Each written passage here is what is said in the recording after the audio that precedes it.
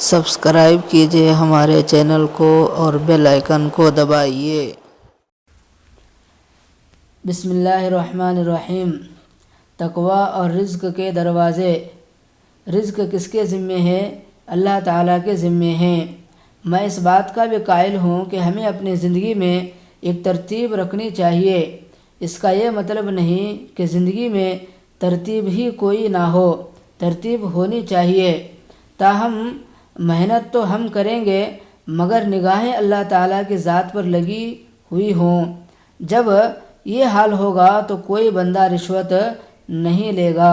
جب اس کی نظریں اللہ تعالیٰ کی ذات پر ہوں گی تو پھر ملاوٹ کا کوئی مال نہیں کھائے گا، اس لیے کہ پھر وہ اللہ سے مانگے گا۔ جب اللہ کو بھول کر اسباب پر نگاہیں لگ جاتی ہے تو پھر یہ ساری مصیبتیں کھڑی ہو جاتی ہے۔ اس لیے تقوی کو اختیار کریں گے تو اللہ تعالیٰ رزق کے دروازے کو کھول دیں گے۔ تقوی ہر جگہ کام آتا ہے۔ آپ فرمائیں گے تقوی کی کچھ آگے بات بھی سمجھاؤ، تقوی ہے کیا؟ تو فرمائے کہ تقوی وہ نعمت ہے جو دنیا میں بھی کام آتی ہے اور برزخ میں بھی کام آتی ہے، قبر میں بھی کام آتی ہے اور حشر میں بھی کام آتی ہے، یہاں تک کہ فرمایا جنت میں بھی کام آتی ہے، یعنی ہر جگہ پر کام آتی ہے۔ یہ تقوی عجیب ترقیات ہے، ہر جگہ پر کام آتا ہے۔ سنیے قرآن کیا کہتا ہے، وقال موسیٰ لقوم استعینوا باللہ واصبروا، اور کہا موسیٰ علیہ السلام نے اپنے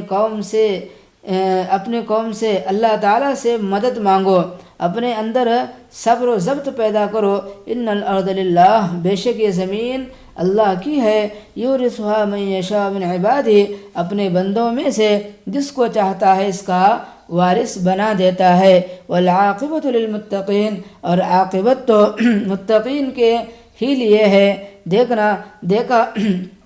دیکھا آپ لوگوں نے دنیا بھی سنور گئی اور رزق بھی ملا، آخرت میں عاقبت بھی سنوری۔ تو تقوی وہ نعمت ہے جو دنیا کو بھی سنوارتا ہے اور آخرت کو بھی سنوارتا ہے۔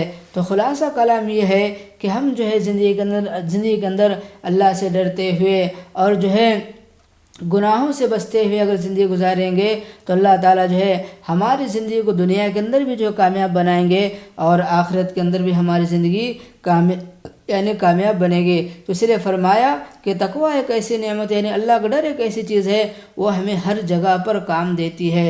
ابھی آپ نے سنا کہ وہ قبر میں بھی کام آتی ہے، حشر میں بھی، یعنی ہر جگہ یہ چیز تقوی یعنی اللہ کا ڈر ہمیں کام آتا ہے۔ تو ہمارا کام یہ ہے کہ ہم جتنا ہو سکے اللہ سے ڈرتے ہوئے، گناہوں سے بچتے ہوئے زندگی گزارنے والے بنے۔ بس اللہ سے دعا ہے کہ اللہ تعالیٰ مجھے اور آپ کو ان تمام باتوں پر عمل کی توفیق عطا فرمائے۔